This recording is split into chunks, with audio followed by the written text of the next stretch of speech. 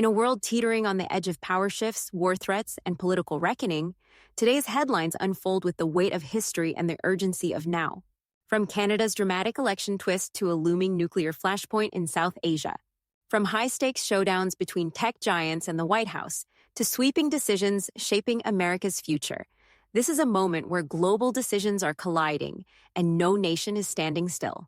Canada has voted, and the outcome has redrawn its political map. The Canadian Broadcasting Corporation has projected that Prime Minister Mark Carney's Liberal Party has won the federal election, but whether the Liberals will form a majority or minority government remains uncertain. Carney's rise comes after a dramatic shift in public sentiment. Early in the race, Conservative leader Pierre Poilievre held a strong lead, riding a wave of discontent over inflation and frustration with former Prime Minister Justin Trudeau. That momentum collapsed when a growing trade conflict with the U.S. triggered a nationalist backlash across Canada. The Liberals surged, and Poilievre not only lost the election, he lost his own seat in Parliament. Following his party's victory, Prime Minister Carney issued a sharp warning about American intentions. Speaking to supporters, he declared, "America wants our land, our resources, our water, our country. President Trump is trying to break us so America can own us. That will never happen." Carney emphasized that future talks with Trump would occur between two sovereign nations and stressed that Canada has many other options beyond the U.S. for building national prosperity. So far, Trump has made no comment on the election results. Meanwhile, the risk of war in South Asia is escalating. Pakistan's Minister of Information, Atullah Tarar, has warned that India may launch a military strike within 24 to 36 hours. The warning comes after a deadly attack in Indian-administered Kashmir killed 26 civilians, mostly tourists, marking one of the worst attacks in the region in decades. India blamed Pakistan for harboring those responsible and responded by suspending the Indus Waters Treaty, a World Bank-brokered agreement critical to Pakistan's agricultural water supply. Islamabad denounced the move as an act of war, accusing India of weaponizing water. In the days since, both sides have exchanged gunfire along the line of control for 5 consecutive nights. Pakistan's Defense Minister Khawaja Asif delivered a stark warning. If India carries out any strike on Pakistani soil, it will lead to an all-out war. Indian Prime Minister Narendra Modi has already met with military leaders and reportedly granted them full operational freedom on how and when to retaliate. Military movements on both sides have increased sharply. Back in the United States, President Donald Trump has confirmed he personally called Amazon founder Jeff Bezos amid controversy over the company's reported plan to display tariff costs on its product listings. The White House had blasted the idea as a hostile and political act, questioning why similar disclosures hadn't been made during the previous administration when inflation was at its peak. Following the call, Amazon backed away from the plan. Speaking before a trip to Michigan, Trump praised Bezos, saying, "Jeff Bezos was very nice. He solved the problem quickly. He did the right thing."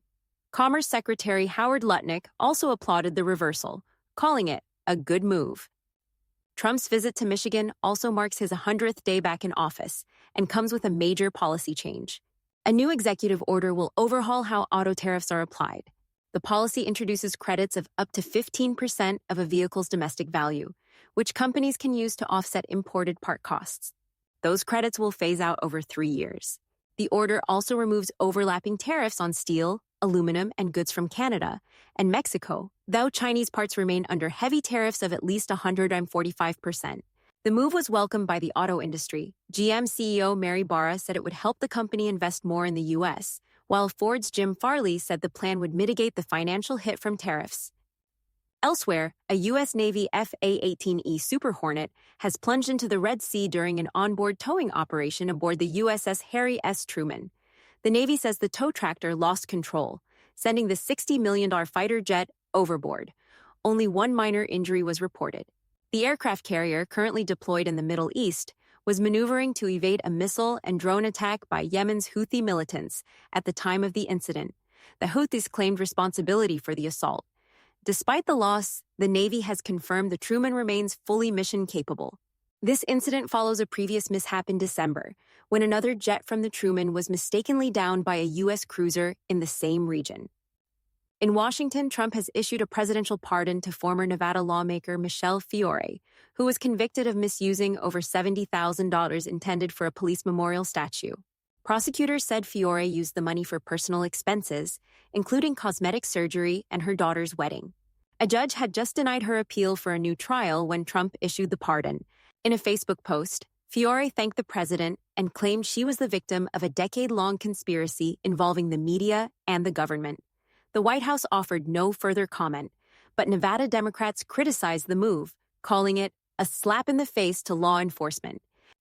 In business news, pharmaceutical giant Merck has announced a $1 billion investment to build a massive new manufacturing facility in Wilmington, Delaware. The 470,000 square foot site is expected to create more than 500 full-time jobs and 4,000 construction jobs. Merck plans to produce Keytruda at the new facility, establishing it as the drug's future U.S. manufacturing hub. CEO Robert M. Davis said the investment is part of a broader effort to strengthen domestic drug production and ensure secure access to critical medicines. Meanwhile, Trump has dismissed all of President Biden's appointees to the U.S. Holocaust Memorial Council, including Doug Emhoff, Ron Klain, and Susan Rice. Emhoff responded by saying Holocaust remembrance should never be politicized. The council oversees the National Museum dedicated to Holocaust education and has existed since 1980. The move is part of a wider purge, as Trump has removed numerous Biden-era appointees from federal roles since January. In local politics, the city of Rochester is pushing back against the Trump administration's policies. Mayor Malik Evans said the city is prepared to fight federal funding cuts tied to its immigration practices. California Attorney General Rob Bonta has also joined the resistance, announcing a lawsuit against the administration for cutting off AmeriCorps funds that support disaster recovery. And finally, the Trump administration has officially informed Congress of its intent to designate Haitian gangs as foreign terrorist organizations. The move would impose sanctions on anyone providing support to these groups, particularly Viv and Sam and Grand Gref, both of which are named in the pending classification. The State Department has previously designated several Latin American cartels under similar measures aimed at stopping transnational crime. That's all for tonight's news update. Thank you for joining us.